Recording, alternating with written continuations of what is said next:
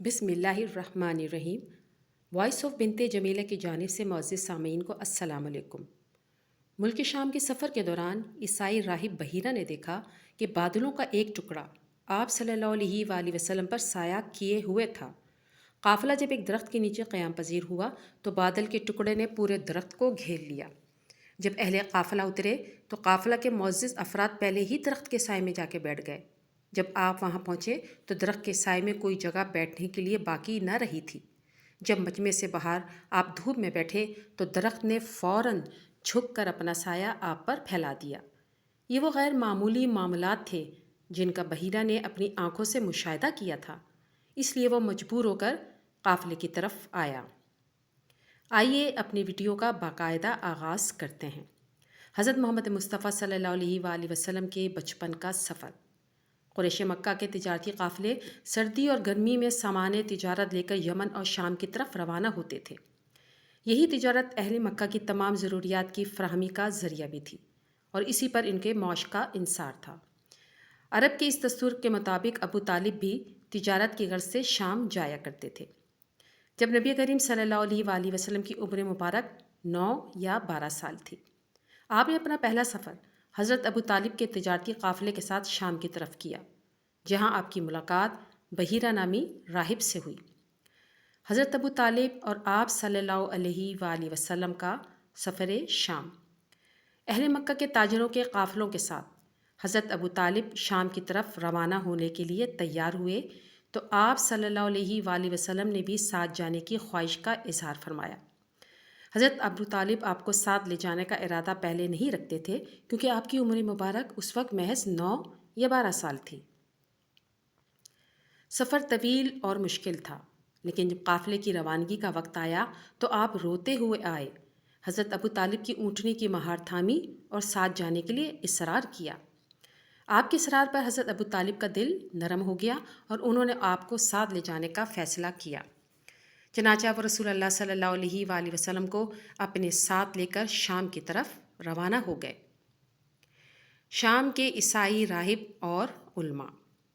عیسائیوں نے اپنے دین کی تبلیغ اور اشاعت کے لیے تجارتی راستوں پہ صومعہ کلیسا تعمیر کیے ہوئے تھے، جن میں عیسائی راہب تبلیغی فرائض سر انجام دیتے تھے۔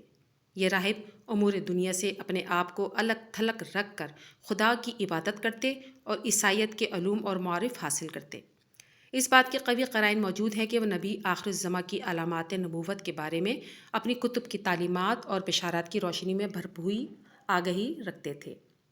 انہیں اس بات کا علم تھا کہ یہ نبی شفقت پدری سے محروم یتیم ہوں گے، انہیں مہر نبوت سے سرفراز کیا گیا ہوگا اور معجزات اور کرامات کا بکثرت ان سے صدور ہوگا۔ یہ راہب اس بات سے بھی بخوبی آگاہ تھے کہ اس نبی کو یہود کی طرف سے دشمنی کا سامنا کرنا پڑے گا، کہ یہود کی خواہش یہ تھی کہ نبوت ان کے درمیان میں رہے اور آخری نبی انہی میں سے ہوں۔ قافلہ قریش اور بحیرہ۔ بیت المقدس کے شمال اور دمشق کے قریب ایک چھوٹی سی تجارتی منڈی بصرہ کے نام سے واقع تھی۔ یہاں آ کر اکثر تجارتی کارواں قیام کیا کرتے تھے۔ قریش کا یہ قافلہ جب بصرہ کے مقام پر پہنچا تو وہاں ایک راہب اقامت گزین تھا جس کا نام جرجیس یا سرجیس تھا۔ ابوالقابر سہیلی کی تحقیق کے مطابق ان کا نام سرجس تھا، مگر مشہور بحیرہ کے نام سے تھا اور عیسائیت کا بہت بڑا عالم مانا جاتا تھا۔ بعض سیرت نگاروں کے مطابق حضرت عیسیٰ کے حواریوں کو جو خصوصی علوم عطا کیے گئے تھے وہ نسل در نسل چلے آ رہے تھے۔ اس زمانے میں ان علوم کا امین یہی بحیرہ راہب تھا۔ بحیرہ کے علاوہ دیگر علماء نصارہ بھی اس صومعہ میں رہتے تھے اور درس کتاب یعنی انجیل مقدس کا درس دیا کرتے تھے۔ عمومی طور پر یہاں سے تجارتی قافلے اکثر گزرا کرتے تھے، لیکن بحیرہ ان کی طرف توجہ نہیں کیا کرتا تھا۔ لیکن جب قریش کا قافلہ آیا جس میں نبی کریم صلی اللہ علیہ وآلہ وسلم بھی موجود تھے تو خلاف عادت یہ راہب ان کی طرف خود چل کر اس وقت آیا جب وہ اپنی سواریوں کو درخت کے نیچے سائے میں باندھ رہے تھے۔ بحیرہ کے آنے کی اصل وجہ یہ تھی کہ اس نے دیکھا کہ بادلوں کا ایک ٹکڑا آپ صلی اللہ علیہ وآلہ وسلم پر سایہ کیے ہوا تھا۔ قافلہ جب ایک درخت کے نیچے قیام پذیر ہوا تو بادل کے ٹکڑے نے پورے درخت کو گھیر لیا۔ جب اہل قافلہ اترے تو قافلے کے معزز افراد پہلے ہی درخت کے سائے میں بیٹھ گئے۔ جب آپ وہاں پہنچے تو درخت کے سائے میں کوئی بیٹھنے کی جگہ باقی نہ رہی۔ جب مجمع سے باہر آپ دھوپ میں بیٹھے تو درخت نے فوراً جھک کر اپنا سایہ آپ پر پھیلا دیا۔ یہ وہ غیر معمولی معمولات تھے جن کا بحیرہ نے اپنی آنکھوں سے مشاہدہ کیا تھا، اس لیے وہ مجبور ہو کر قافلے کی طرف آیا اور اہل مکہ کے قافلے کو ضیافت کی پیشکش کی۔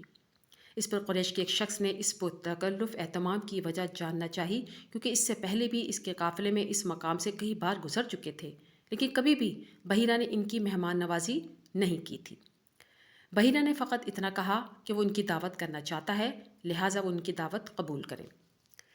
قافلے نے ان کی دعوت کو قبول کر لیا اور نبی کریم کو صغر سنی کی وجہ سے درخت کے نیچے سواریوں کی رکھوالی کی غرض سے چھوڑ دیا۔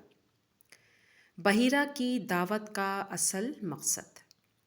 جب اہل قافلہ کلیسا پہنچ گئے تو بحیرہ نے دیکھا کہ جس شخص سے ملاقات کی غرض سے اس نے یہ دعوت رکھی تھی وہ قافلے میں موجود نہ تھا، لہٰذا اس نے اہل قریشی افراد کے حوالے سے استفسار کیا، جس پر ایک شخص نے کہا کہ قافلے کے تمام لوگ موجود ہیں سوائے ایک کم عمر بچے کے، جس کو ساز و سامان کی حفاظت کی غرض سے پیچھے چھوڑ آئے ہیں۔ بحیرہ نے اس بچے کو بھی بلانے کا کہا، اور اس بات کا اہل قریش کو بھی احساس ہوا کہ انہوں نے اس بچے کو پیچھے چھوڑ کر اچھے رویے کا مظاہرہ نہیں کیا۔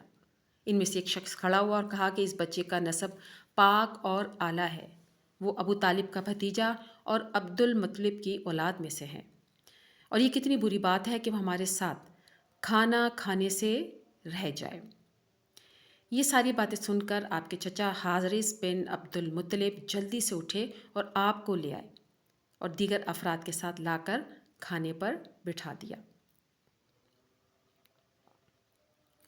جب آپ اپنے چچا حارث کے ساتھ کھانا کھانے کے لیے اپنی جگہ سے اٹھ کر روانہ ہوئے تو بادل بھی نبی کریم صلی اللہ علیہ وآلہ وسلم کے سر مبارک پر سایہ کیے ساتھ ساتھ چلنے لگا۔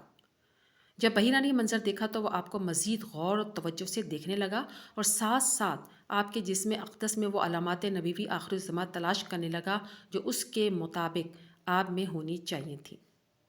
اس نے حضور میں نبوت کی تمام مطلوب اوصاف پا لی۔ یہی وجہ تھی کہ اس محفل میں بحیرہ کی نگاہوں کا مرکز آپ صلی اللہ علیہ وآلہ وسلم کی ذات اقدس بن گئی تھی۔ بحیرہ کی حضرت محمد مصطفیٰ صلی اللہ علیہ وآلہ وسلم سے ملاقات۔ جب کارواں کے لوگ کھانے سے فارغ ہو کر ادھر ادھر ہو گئے تو بحیرہ راہب آپ کے پاس آیا اور آپ کو لات و عزا کی قسم دے کر کچھ چیزیں جاننا چاہیں، کیونکہ اس نے اہل عرب کو یہ قسمیں کھاتے دیکھا تھا اور اس کا گمان تھا کہ اگر ان بتوں کے واسطے سے سوال پوچھے گا تو اس کو سچ جواب ملیں گے۔ اس پر نبی کریم نے فرمایا کہ ان کے نزدیک لات و عزا کی کوئی حیثیت نہیں، وہ ان دونوں بتوں سے شدید نفرت کرتے ہیں۔ اس پر بحیرہ نے آپ کو اللہ تعالیٰ کی قسم دے کر یہ وعدہ لیا کہ آپ صرف سچا جواب دیں گے۔ آپ نے فرمایا وہ جو سوال کرنا چاہے کر سکتے ہیں۔ پس بحیرہ نے آپ کی شخصی احوال، آپ کی پسند ناپسند، آپ کی کیفیات اور دیگر امور کے بارے میں آپ سے استفسار کیا۔ حضور نے بھی ان سوالات کے جوابات دینے شروع کیے۔ حضور کے جوابات اس علم کے عین مطابق تھے جو بحیرہ کے پاس نبی و آخر زماں کی ذات و صفات سے متعلق موجود تھے۔ اس گفتگو کے بعد بحیرہ نے آپ کی پیٹھ کی طرف دیکھا، اس کو دونوں کندھوں کے درمیان مہر نبوت نظر آئی۔ یہ وہ علامت تھی جو بحیرہ کے پاس موجود مقدس کتاب میں موجود تھی۔ مہر نبوت سینگی کے نشان یا کبوتری کے انڈے کی طرح تھی۔ اس نے نبی کریم صلی اللہ علیہ وآلہ وسلم سے سوالات کے جوابات سن کر اور آپ کے شان اقدس پر مہر نبوت دیکھ کر آپ کے چچا ابو طالب سے آپ کا رشتہ جاننا چاہا۔ انہوں نے حضور کے ساتھ اپنے بے پناہ محبت کی وجہ سے بحیرہ کو بتایا یہ میرا بیٹا ہے۔ یہ سن کر بحیرہ بولا یہ ہو ہی نہیں سکتا کہ اس لڑکے کا باپ زندہ ہو۔ اس کے جواب میں حضرت ابو طالب نے کہا کہ یہ میرا بھتیجا ہے، اور جب یہ اپنی والدہ کے بطن میں تھا تو اس وقت ان کے والد یعنی میرے بھائی عبداللہ کا وصال ہو گیا۔ اس کے جواب میں بحیرہ نے کہا اب آپ نے بالکل سچ اور صحیح کہا ہے۔ بحیرہ کی حضرت ابو طالب کو نصیحت۔ اس مکالمے کے بعد بحیرہ نے حضرت ابو طالب سے کہا بہتر یہ ہے کہ آپ ان کو واپس اپنے شہر لے جائیں اور یہود سے ان کی حفاظت کیجیے، کیونکہ اگر یہود نے ان کو پہچان لیا تو وہ ضرور ان کو تکلیف پہنچانے کی کوشش کریں گے۔ بحیرہ بھی یہ بات مشکل مکمل ہی کر پایا تھا کہ اس نے مڑ کر دیکھا تو وہاں 7 آدمی روم کے فرستادے موجود تھے۔ راہب نے ان سے آنے کی وجہ دریافت کی، جس پر انہوں نے کہا اس ماہ میں ایک نبی خروج کرنے والا ہے۔ لہٰذا ہر راستے پہ پہرے متعین کر دیے گئے ہیں اور ان کو اس مقام پر بھیجا گیا ہے۔ بحیرہ کے اس سفر پہ انہوں نے یہ بھی بتایا کہ 7 افراد سب سے زیادہ بہتر گردانے گئے تھے اور اسی وجہ سے ان کو بحیرہ کی طرف بھیجا گیا ہے۔ یہ سب سن کر بحیرہ نے کہا، تم اس بات کو جان لو کہ اللہ تعالیٰ کسی کام کا ارادہ فرما لے تو کسی میں اتنی مجال نہیں کہ وہ اس میں دخل دے سکے، لہٰذا کوئی بھی اس آخر الزمان نبی کو نقصان نہیں پہنچا سکتا۔ بعض روایات کے مطابق اس سفر میں 3 اہل کتاب بھی حضرت ابو طالب کے ہمراہ تھے، جن کے نام زریرہ، تمام اور دریس تھے، اور ابن اسحاق کی روایت کے مطابق اس میں زریر کے بجائے زبیر نام کا شخص موجود تھا، اور یہ تینوں مذہباً یہودی تھے۔ انہوں نے بھی حضور کو اس نظر سے دیکھا تھا جس انداز سے بحیرہ راہب نے آپ کو دیکھا تھا، اور انہوں نے بھی آپ کو تکلیف اور نقصان پہنچانے کا ارادہ کر لیا تھا۔ بحیرہ نے انہیں بھی اس کام سے سختی سے منع کیا اور وہ تمام باتیں انہیں یاد دلائیں جو ان کی مقدس کتاب میں حضور کے اوصاف اور تذکرے کے بارے میں بیان کی گئی تھیں، اور انہیں یہ حقیقت ذہن نشین کروائی کہ اگر وہ سب مل کر بھی حضور کو کوئی ضرر یا نقصان پہنچانا چاہیں تو پھر ایسا کرنا ان کے لیے ممکن نہ ہو سکے گا۔ بحیرہ نے اپنی اس بات پر اس قدر اصرار کیا کہ وہ لوگ اس بات کو بخوبی سمجھ گئے جو بحیرہ انہیں ذہن نشین کروانا چاہتا تھا۔ بالآخر انہوں نے اس بات کی تصدیق کی جس کی بحیرہ نے خود بھی تصدیق اور تائید کی ہوئی تھی، اور وہ آپ کو چھوڑ کر واپس لوٹ گئے۔ اس موقع پر بحیرہ نے حضرت ابو طالب کو قسمیں اور واسطے دے کر انہیں شام جانے کے بجائے راستے سے ہی واپس کر دیا۔ اس موقع پہ بحیرہ نے واپسی کے سفر کے لیے اپنی طرف سے میدے، دودھ اور شکر سے تیار کردہ روٹی جو کاک کہلاتی تھی بطور زاد راہ حضور کے لیے پیش کی۔ تمام دوستوں سے گزارش ہے کہ ایک مرتبہ درود ابراہیمی ضرور پڑھ دیجیے۔ جزاک اللہ خیر۔ ویڈیو اچھی لگے تو لائک کیجیے اور ثواب کی نیت سے اپنے دوستوں کو ضرور شیئر کیجیے۔